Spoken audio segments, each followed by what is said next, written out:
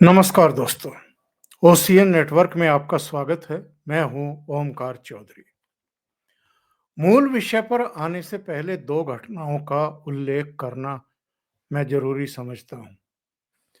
1 दिसंबर 2023, अब भी दिसंबर में ही हम बात कर रहे हैं, लेकिन ये 2024 है और जिस घटना का मैं जिक्र कर रहा हूं वो दिसंबर 2023 की है।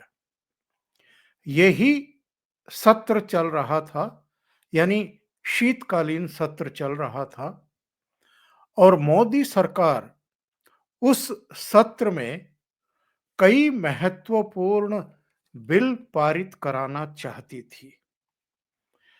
इन बिल में जो चुनाव आयुक्तों की नियुक्ति को लेकर के एक बिल था, वो पास किया जाना था। इसके अलावा आपको ध्यान होगा, भारतीय न्याय संहिता का बिल पास होना था। इसमें 3 बिल थे, इंटरकनेक्टेड थे। भारतीय नागरिक सुरक्षा संहिता, भारतीय साक्ष्य बिल और एक था आपका भारतीय न्याय संहिता का। भारतीय न्याय संहिता, भारतीय नागरिक सुरक्षा संहिता और भारतीय साक्ष्य बिल। ये तीनों बिल पारित ना होने पाए और एक दूर संचार का बिल भी था और कुल मिलाकर के 18 विधेयक थे। लेकिन ये जो न्याय संहिता थी, भारतीय न्याय संहिता थी, इससे जुड़े हुए तीनों बिल आईपीसी और जो दूसरी आपकी संहिता है, जो अंग्रेजों के जमाने से चली आ रही थी, उनका स्थान ना लेने पाए, इसलिए विपक्ष संसद की कार्रवाई नहीं चलने दे रहा था। और चूंकि तकनीकी तौर पर वो लोकसभा चुनाव से पहले अंतिम सत्र था और अंतिम दिन के केवल कुछ दिन बचे हुए थे, इसलिए संसद में आपको ध्यान होगा कि कुछ लड़के और लड़कियां घुस गए थे, उन्होंने सुरक्षा में सेंध लगाई थी। तो संसद की सुरक्षा को मुद्दा बना करके समूचा विपक्ष पार्लियामेंट में हंगामा कर रहा था, दोनों सदनों को चलने नहीं दे रहा था। प्रधानमंत्री और गृह मंत्री अमित शाह उनके निशाने पर थे। लेकिन संसद क्यों नहीं चलने दे रहे थे, वो मैंने आपको बताया। चुनाव आयुक्तों की नियुक्ति का बिल और जो भारतीय न्याय संहिता थी, वो पारित ना होने पाए लोकसभा चुनाव से पहले, इसलिए पार्लियामेंट को इन्होंने एक तरीके से बंधक बना लिया था, बाधित कर दिया था। मजबूरन सरकार को कड़ा फैसला लेना पड़ा और कुल मिलाकर के आज हम 14 दिसंबर को बात कर रहे हैं और 14 दिसंबर 2023 को लोकसभा के 13 और राज्यसभा का एक सांसद सस्पेंड किया गया हंगामा करने पर। इसके बाद 18 दिसंबर को रिकॉर्ड 78 सांसद निलंबित किए गए। 33 लोकसभा के थे और 45 राज्यसभा के थे। फिर 20 दिसंबर को लोकसभा के 2 और सांसद निलंबित किए गए और 21 दिसंबर को लोकसभा के ही 3 और सांसद निलंबित किए गए। कुल मिलाकर के 146 विपक्षी सांसदों को अभूतपूर्व हंगामा करने के आरोप में निलंबित किया गया था। उसके बाद वो सारे विधेयक पेश किए गए, पारित किए गए। दूसरी घटना, इससे पहले जो मानसून सत्र था जुलाई अगस्त में, जया बच्चन का वो आपको याद होगा, राज्यसभा में खड़ी होकर के उन्होंने सभापति जगदीप धनखड़ से कहा था कि आपकी टोन बहुत खराब है। जगदीप धनखड़ को, जो सभापति हैं राज्यसभा के और देश के उपराष्ट्रपति हैं, संवैधानिक पद पर हैं, उनसे जया बच्चन कह रही थी कि आपकी टोन बहुत खराब है और इस टोन पर मुझे आपत्ति है। और जब जया बच्चन या अभी अगर देखें तो मल्लिकार्जुन खड़गे, दिग्विजय सिंह और जयराम रमेश, कल्याण बनर्जी तो खैर अब लोकसभा में चले गए, लेकिन डेरेक ओब्रायन और तमाम जो दूसरे मेंबर ऑफ पार्लियामेंट हैं, ये राज्यसभा के संजय सिंह, इन सबको अचानक सभापति जगदीप धनखड़ की टोन में बड़ी खराबियां दिखाई दे रही हैं। मैं ये सोच रहा था आज बैठ कर के कि ये जो जगदीप धनखड़ इनके निशाने पर हैं, टोन को जो ये मुद्दा बना रहे हैं, मामला केवल इतना भर है या इसके पीछे कोई एक नियोजित इनकी ऐसी बड़ी योजना है कि इनके टारगेट पर कोई और है और इन्होंने मोहरा बना लिया है सभापति को। इस पर आएंगे, लेकिन मैं एक बड़ा सवाल खड़ा करना चाह रहा हूं। टोन पर क्या केवल सभापति जगदीप धनखड़ की सवाल खड़े किए जाने चाहिए या बाकी की टोन भी हमें जरा देख लेनी चाहिए कि बाकी लोगों की टोन कैसी है। राहुल गांधी की टोन कैसी है? लोकसभा के सदस्य रहे हैं, लोकसभा के भीतर भी, और केवल मैं इस नई लोकसभा की बात नहीं कर रहा हूं, इससे पहले भी जो लोकसभाएं थी उसमें राहुल गांधी का टोन कैसा रहा, जब भी वो भाषण देने के लिए खड़े हुए उनकी टोन कैसी रही है, वो संसदीय परंपराओं के अनुरूप थी या उसके इतर थी। और केवल मैं भाषण देने की टोन की बात नहीं कर रहा हूं, मैं यहां पर बॉडी लैंग्वेज की जो टोन होती है उसकी बात भी कर रहा हूं। जो आपके चेहरे पर भाव आते हैं, मैं उस टोन की बात भी कर रहा हूं। तो राहुल गांधी की टोन कैसी लगती है जया बच्चन को? ममता बनर्जी की टोन उन्हें कैसी लगती है? वो जब प्रधानमंत्री नरेंद्र मोदी के बारे में बोलते हैं या अमित शाह के बारे में बोलती हैं, तो उनकी टोन कैसी रहती है? अखिलेश यादव जब योगी आदित्यनाथ को मठाधीश बताते हुए और उनकी तुलना माफियाओं से करते हैं, तो वो टोन कैसी लगती है जया बच्चन को? संजय राउत जो रोजाना 10 बजे महाराष्ट्र की जनता के नाम और मीडिया के नाम संदेश जारी करते हैं और रोजाना जिनके बोल बिगड़ते हैं, किसी ना किसी के बारे में वो अभद्र टिप्पणियां करते हैं, उनकी टोन कैसी लगती है जया बच्चन को और कांग्रेस के नेताओं को, मल्लिकार्जुन खड़गे वगैरह को? उद्धव ठाकरे जब भी प्रेस कॉन्फ्रेंस करते हैं या भाषण देते हैं या जनसभाओं में जाते हैं, किस तरह की टोन का इस्तेमाल करते हैं? मणिशंकर अय्यर जब उनको मौका लगता है तब वो किस तरह की भाषा में बात करते हैं और क्या-क्या कहते हैं? इन्होंने कहा था ना 2013 में कि नरेंद्र मोदी 21वीं सदी में प्रधानमंत्री नहीं बनेंगे, नहीं बनेंगे, नहीं बनेंगे, और अगर वो चाय की कोई दुकान लगाना चाहें, कोई खोखा लगाना चाहें तो तालकटोरा स्टेडियम के बराबर में कहीं उनको जगह उपलब्ध करा दी जाएगी। और ये जो इन इनकी जो अभद्रता थी, ये जो अहंकार था, इसने कांग्रेस को कितना बड़ा नुकसान पहुंचाया है, ये हमारे और आपके सबके सामने है। अरविंद केजरीवाल की टोन कैसी लगती है जया बच्चन को?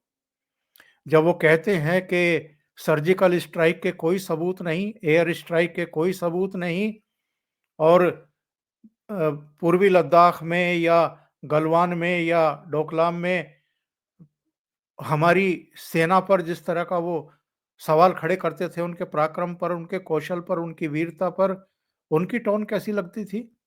और मैं कहाँ तक किस-किस के नाम गिनाऊँ? संजय सिंह की टोन कैसी लगती है जब वो मेज पर खड़े होकर के नृत्य करने लगते हैं राज्यसभा में और उसके बाद उनको निलंबित किया गया था? यहां तक कि मनीष सिसोदिया, वो किस किस तरह की लैंग्वेज का इस्तेमाल करते थे तिहाड़ जाने से पहले। अधीर रंजन चौधरी, जब तक वो लोकसभा में कांग्रेस संसदीय दल के नेता थे और चुनाव नहीं हारे थे बहरामपुर से, उससे पहले वो किस तरह की टिप्पणियां करते थे देश के प्रधानमंत्री पर। चरणजीत चन्नी इसी लोकसभा में खड़े होकर के किस तरीके से ललकार रहे थे, कहां है प्रधानमंत्री, कहां है गृह मंत्री, जब हम चर्चा कर रहे हैं महत्वपूर्ण मुद्दे पर तो दोनों कहां गायब हैं। इस तरह की लैंग्वेज का यूज कर रहे थे। कल्याण बनर्जी जब तक राज्यसभा में थे, किस तरह की टोन थी उनकी, किस तरीके से सभापति के खिलाफ वो अभद्र टिप्पणियां करते थे। इस बार भी जब नई लोकसभा का गठन हुआ, किस तरीके से वो एक डर्टी लॉफिंग कर रहे थे, हंस रहे थे और गलत तरीके से उनकी बॉडी लैंग्वेज जो है पूरे सदन और पूरे देश के लिए एक आकर्षण का कारण बनी थी। सोनिया गांधी का मौत के सौदागर, क्या उनकी बहुत अच्छी टोन थी। तो सवाल ये है कि आपको केवल अगर सभापति की टोन पर आपत्ति हो रही है, और सभापति की टोन क्या गड़बड़ है।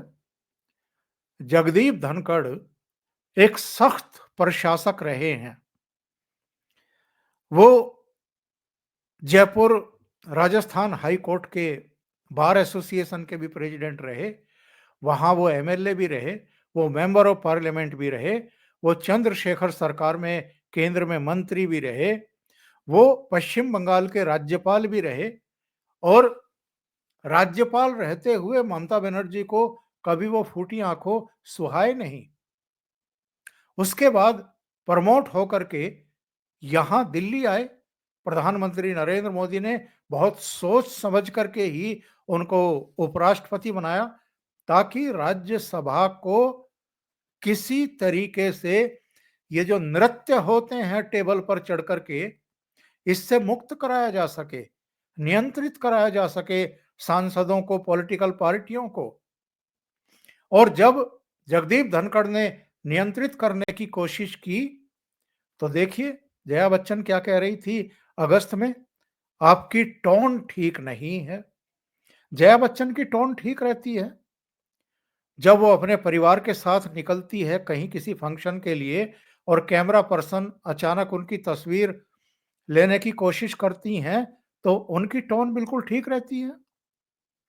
अपनी टोन पर उन्होंने कभी गौर किया कि उनकी अपनी टोन कैसी रहती है, और वो अगस्त में किस तरह की लैंग्वेज का प्रयोग कर रही थी, किस तरह की बहस कर रही थी सभापति जगदीप धनखड़ के साथ।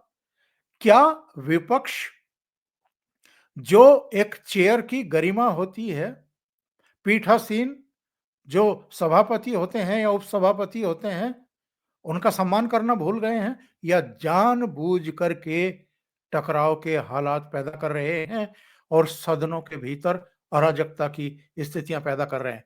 ये लोकसभा में भी हो रहा है, डेलिबरेटली हो रहा है, और राज्यसभा में भी हो रहा है। ये दो घटनाओं की चर्चा मैंने इसलिए की है कि ये दूसरा मौका है। इस बार 60 सांसदों ने सिग्नेचर किए हैं जगदीप धनखड़ के खिलाफ अविश्वास प्रस्ताव पर। और इनमें कौन कौन है, किन किन दलों के मेंबर ऑफ पार्लियामेंट हैं। कांग्रेस के हैं, टीएमसी के हैं, आम आदमी पार्टी के हैं, समाजवादी पार्टी के हैं, डीएमके के हैं, सीपीआई और सीपीएम के हैं, आरजेडी के हैं। इन सारे दलों के सांसदों ने जगदीप धनखड़ के खिलाफ, सभापति के खिलाफ अविश्वास प्रस्ताव पर सिग्नेचर किए हैं। और ये पिछले 3 साल में दूसरा मौका है, 2.5-3 साल के इनके कार्यकाल में। 2022 में जगदीप धनखड़ देश के उपराष्ट्रपति बने थे, और जो उपराष्ट्रपति होता है वो राज्यसभा का सभापति भी होता है। 2.5 साल, 2.25-3 साल के भीतर ये दूसरा अविश्वास प्रस्ताव उनके खिलाफ लेकर के आए हैं विपक्षी सांसद। इससे पता चलता है कि वो जिस तरीके से व्यवस्थाएं बना रहे हैं राज्यसभा के भीतर, जो हुड़दंगी टाइप लोग हैं, सांसद हैं, उनको जिस तरीके से नियंत्रित करने की कोशिश कर रहे हैं, बंच के बंच, इतने मोटे-मोटे बंच जो है वो स्थगन प्रस्ताव पेश किए जाते हैं और उनके ऑफिस को दिए जाते हैं। रोजाना का काम है ये। यानी पार्लियामेंट ना चलने पाए, राज्यसभा में नित हंगामे हों, व्यवस्थित तरीके से चीजें, नियंत्रित तरीके से चीजें ना होने पाए, इसलिए ये कोशिश की जाती है रोजाना। राज्यसभा की कार्रवाई रोकने की कोशिश, बाधित करने की कोशिश होती है। और रोजाना ही लगभग नेता प्रतिपक्ष और कांग्रेस के राष्ट्रीय अध्यक्ष मल्लिकार्जुन खड़गे खड़े हो जाते हैं। हमने स्थगन प्रस्ताव का नोटिस दिया है, उस पर विचार करिए। आप विचार नहीं करते हैं, डेलिबरेटली आप पक्षपात करते हैं, विपक्ष को बोलने नहीं दे रहे हैं। 25 नवंबर से शीतकालीन सत्र शुरू हुआ था। 23 नवंबर को झारखंड और महाराष्ट्र के नतीजे आए थे। महाराष्ट्र में कांग्रेस बहुत बुरी तरह हारी थी। इसके दूसरे दिन यानी 25 नवंबर से शीतकालीन सत्र शुरू हुआ और उसी दिन से राहुल गांधी की अगुवाई में विपक्ष दोनों सदनों में हंगामे कर रहा है, सदनों को चलने नहीं दे रहा है। फिर वही अडानी अडानी अडानी मोदी, अडानी मोदी एक, अडानी मोदी एक, अडानी मोदी एक। सदनों के जो सभापति और स्पीकर हैं, उनको जानबूझ करके अपमानित किया जा रहा है। उनके सामने जानबूझ करके अराजकतापूर्ण स्थितियां पैदा की जा रही हैं। एक चुनी हुई सरकार का प्रतिनिधित्व करने वाले और पूरी संसद का भी, लोकसभा का प्रतिनिधित्व करने वाले उसके मुखिया जो पीठ पर बैठते हैं, उनका क्या सम्मान होता है, क्या सम्मान अब तक रहा है, उसको मटियामेट करने की साजिशें रची जा रही हैं। इसी तरीके से सभापति और देश के उपराष्ट्रपति को निशाना बनाया जाता है उनकी टोन को लेकर के। और ये शुक्रवार को भी देखने को मिला। मल्लिकार्जुन खड़गे, जब जगदीप धनखड़ ने कहा कि आप मेरा सम्मान नहीं कर रहे हैं, चेयर का सम्मान नहीं कर रहे हैं, अपमानित करने की कोशिश करते हैं बार बार, तो मल्लिकार्जुन खड़गे ने कहा आप मेरा सम्मान नहीं करते हैं, मैं आपका सम्मान क्यों करूं। जगदीप धनखड़ को कहना पड़ा कि मैं किसान का बेटा हूं और मैं झुकूंगा नहीं। मुझे तो आश्चर्य होता है, वो जाट किसान परिवार से आते हैं, संघर्ष करके नीचे से उपराष्ट्रपति के पद तक पहुंचे हैं, पहले जाट उपराष्ट्रपति हैं। और जो जाटों की ठेकेदारी लेकर के राजनीति करते हैं अलग अलग दलों के नेता, इनमें भूपेंद्र सिंह हुड्डा से लेकर के और किसानों की राजनीति करने वाले राकेश टिकैत तक सब हैं। सबकी जुबान पर ताला क्यों लगा हुआ है? अगर सभापति का अपमान किया जा रहा है, डेलिबरेटली अपमान किया जा रहा है और बार बार उनके खिलाफ अविश्वास प्रस्ताव ला करके उनको एक तरीके से बहुत ही अजीबोगरीब स्थिति में ला करके खड़ा कर दिया गया है, तो ये लोग खामोश क्यों हैं? बहुत ये कठिन सवाल है, बड़े सवाल हैं कि इनके निशाने पर दोनों सदनों के स्पीकर और सभापति क्यों हैं। एक तरफ ये संविधान की बात करते हैं, डेमोक्रेसी की बात करते हैं, अभिव्यक्ति की स्वतंत्रता की बात करते हैं, और दूसरी तरफ हफ्तों हफ्तों संसद के सदनों में भी और सदनों के बाहर भी, संसद परिसर में भी हंगामे करते हैं, डेमोन्स्ट्रेशन करते हैं, मीडिया के सामने नाटक नौटंकी करते हैं। इनको नियंत्रित कैसे किया जाएगा? और अगर कोई नियंत्रित करने की कोशिश करता है तो ये अविश्वास प्रस्ताव ला करके उसे बैकफुट पर धकेलने की कोशिश करते हैं। ये पहली बार है जब मोदी सरकार बेहद सख्त दिखाई दे रही है कि आपको अगर हंगामे करने हैं तो हंगामे करके एक बार छक लो, निपट लो।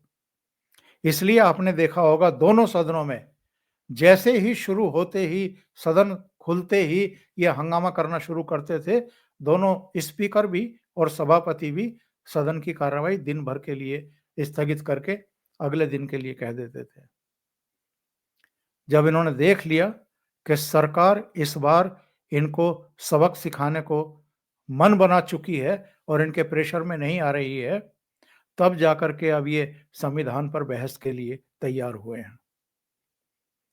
अभी के लिए इतना ही। बहुत-बहुत धन्यवाद। अगर आपको ये चैनल और इसके कंटेंट पसंद आ रहे हैं, तो लाइक करें, कमेंट करें, वीडियो को शेयर भी करें। अभी तक अगर आपने ये चैनल सब्सक्राइब नहीं किया है, तो सब्सक्राइब कर लें। साथ में लगे बेल आइकॉन को दबाना ना भूलें, ताकि आगे आने वाले वीडियो और उनके नोटिफिकेशन आप तक पहुंचते रहें। बहुत-बहुत धन्यवाद। नमस्कार।